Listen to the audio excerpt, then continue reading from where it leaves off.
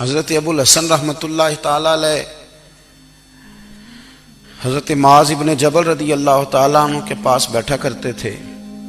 فرماتے ہیں ان سے جو پیار بڑھا تو پھر میرا مصلی سے بھی بڑھ گیا.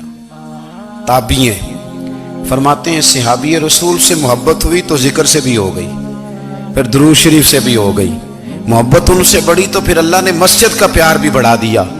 آپ فرماتے ہیں کہ میری ہر وقت بھی یہ چاہتی تھی کہ بس اللہ اللہ کروں, بس اللہ اللہ کروں, بس نہ میں ذرا تھوڑی جان چھڑاؤں لوگوں سے, کو 10 منٹ ملے تو میں کچھ 4 نفل پڑھ لوں, میں تھوڑا سا نہ بچوں لوگوں سے, اور مجھے تسبیح ملے تو میں نہ کچھ 400-500 دفعہ استغفار پڑھوں, سبحان اللہ الحمدللہ اللہ اکبر لا حول ولا قوت الا باللہ, میں نہ تسبیحات پڑھوں. فرماتے ہیں کہ بچے تھے گھر میں 6-7, غربت تھی, کام ملتا کوئی نہیں تھا, اور میں کام چور نہیں تھا, کام ڈھونڈتا تھا, پر اللہ کی قدرت کے کام نہیں ملتا تھا. فرماتے ہیں کہ میں نے ایک دن اپنی اہلیہ سے کہا کہ آج میں پھر جاتا ہوں کام ڈھونڈنے. تو میری بیوی بڑی فرما بردار تھی, پر اس دن نہ غربت کے ہاتھوں تنگ آ کے کہنے لگی, آج نانا کوئی تو چیز لے کے آیا, تو مجھ سے بچوں کی بھوک نہیں دیکھی جاتی. یہ سب روگاں دا روگ محمد جس دا نام غریبی, کنڈ بلا کے لنگ جاندے نہیں دوست یار قریبی. آج نہ کچھ لے کے آیا تو میں بچے لے کے میکے چلی جاؤں گی.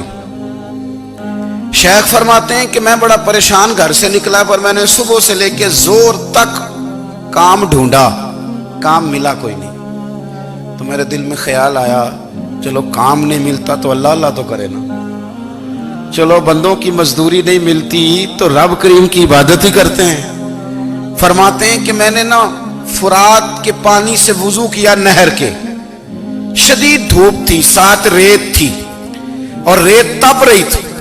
میں نے اپنا رومال وہیں مصلی کے طور پر بچھا لیا, اور فرماتے ہیں کہ زور سے لے کر عصر تک نماز پڑھی. دھوپ بھی پورے زور پہ, پر میرے سجدے کا ذوق بھی پورے زور پہ. فرماتے ہیں سورج بھی چمک رہا ہے اور رب کی عبادت کا ذوق بھی پورے زور پہ. میں سجدہ کروں تو پھر میرا اٹھانے کو جی نہ چاہے. میرے استاد لکھا کرتے تھے, یہ ان کا شعر ہے, وہ کہا کرتے تھے مجھے سوز دے, مجھے ساز دے, اور مجھے نیم شب کا نیاز دے, دم سجدہ خود کو میں توڑ دوں, مجھے ایسا ذوق نماز دے. اور میں تیری بہار کا پھول ہوں, میں کھلا بھی ہوں تو تیرے لیے, مجھے میری شاخ سے توڑ لے, مجھے اپنی زلف کا ناز دے.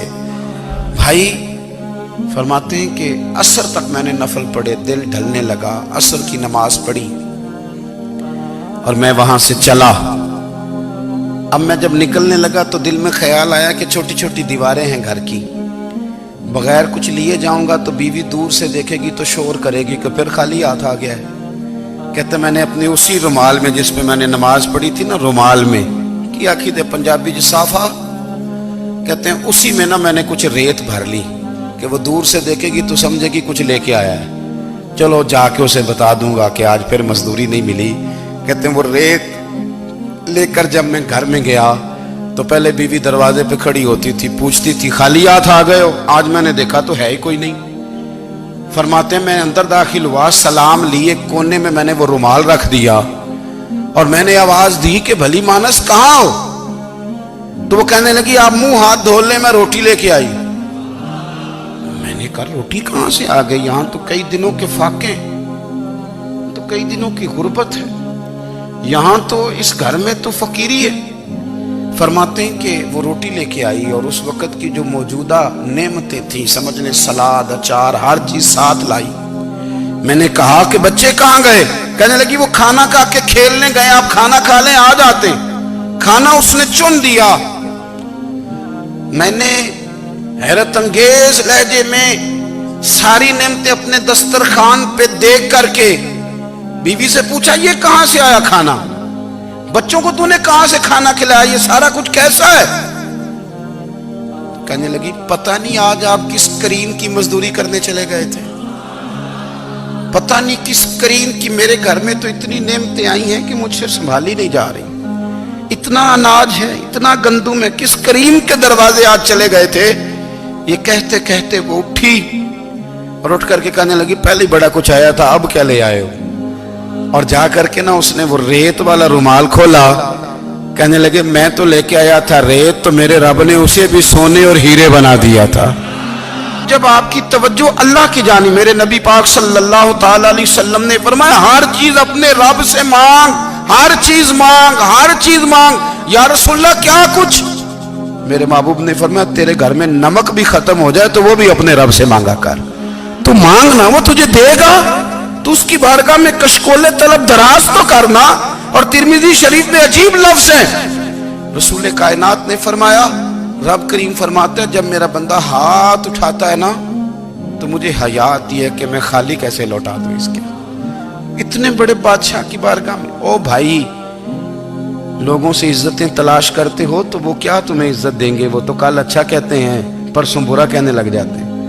لوگوں کے سامنے گڈ بک میں آنا چاہو گے تو وہ تو سویرے تمہارے بارے میں کچھ کہیں گے, شام کچھ اور کہیں گے. اپنی روحانی زندگی آباد کریں, اپنے مصلح کو وقت دیں, اور دنیا سے چھپ کر اس موبائل کو بند کر کے اور اپنے آپ سے بھی چھپ کے اور تنہا ہو کے چھپا کے سارا کچھ اپنے آنسو اپنے رب کی بارگاہ میں پیش کریں, اس کے حضور حاضری دیں.